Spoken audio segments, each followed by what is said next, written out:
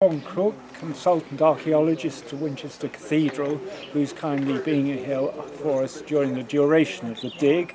And I'm just going to ask John, what have we found since we spoke last to you?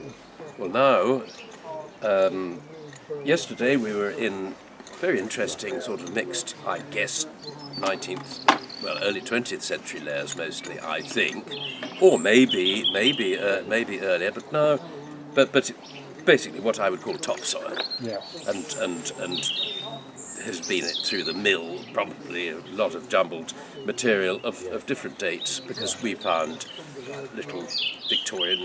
tiny little Victorian figurine, for example, Lovely. and then bits of clothes pegs and so on. So quite a mixture of dates.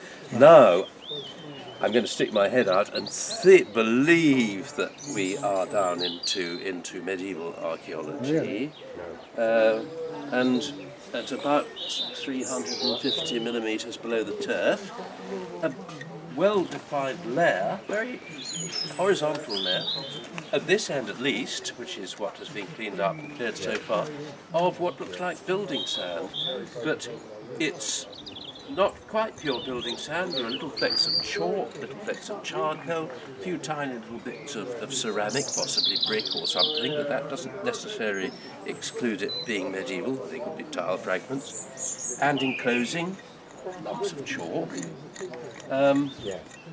So what are we on here? Is this a building layer, a construction layer of some kind? It doesn't look like a demolition layer at all. I'm sure it's not.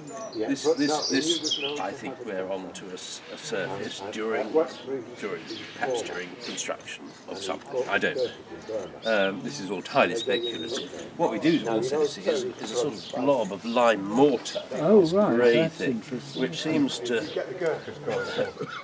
imagine somebody walking along with a hod or bucket of mortar, and then they drop the thing onto a surface which at that time was probably slightly coated in earth, as it might be from the trampling of feet.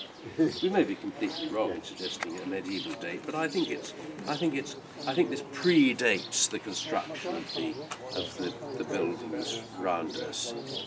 My sort of scenario that I've been working out vaguely for this area is that we are below the level of the garden path back there.